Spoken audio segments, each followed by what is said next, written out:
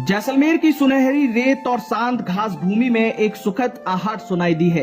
राजस्थान के राज्य पक्षी गोडावन के प्रजनन सीजन की शुरुआत हो चुकी है और इस साल का पहला मां और चूजा का जोड़ा जैसलमेर के एक संरक्षित क्षेत्र में देखा गया है।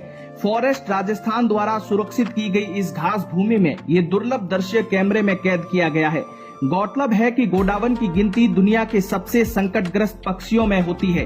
पूरे भारत में इनकी संख्या 150 से कम मानी जाती है, जिसमें से अधिकतर जैसलमेर और बाड़मेर की सीमाओं में पाए जाते हैं। ऐसे में एक नया चूजा देखे जाना प्राकृतिक प्रजनन के सफल संकेत के तौर पर देखा जा रहा है। गोडावन का प्रजनन सीजन जून से अगस्त तक चलता है और इस दौरान नर पक्षी खुले मैदान में घास अंदाज में नाचते और गूंजती हुई ध्वनि निकालते हैं, जिसमें मादा गोडावन को आकर्षित किया जाता है। मादा आमतौर पर 1 या 2 अंडे देती है और खुद को चूजों की देखभाल करती है।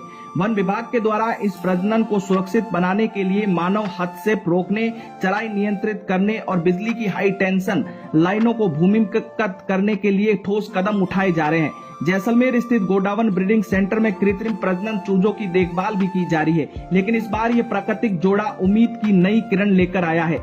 स्थानीय ग्रामीणों के लिए ये दृश्य किसी पर्व से कम नहीं था। वर्षों से इन पक्षियों को अपनी संस्कृति और जमीन का हिस्सा मानने वाले लोगों ने इस प्रकृति का वरदान बताया है।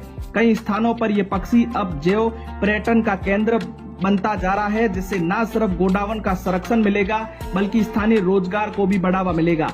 ये दृश्य न केवल जैसलमेर की जैव विविधता की जीत है, बल्कि दिखाता है कि अगर सही संरक्षण मिले तो विलुप्ति के कगार पर खड़ी प्रजातियां भी फिर से उड़ान भर सकती है। जैसलमेर की खुली घास में जब मां गोडावन अपने नन्हे चूजे को साथ लिए धीमी चाल में आगे बढ़ती दिखी तो वह सिर्फ एक पल नहीं था, वह थार के भविष्य की झलक थी। हर कदम में एक नई उम्मीद, हर परछाई में जीवन की जीत छिपी थी।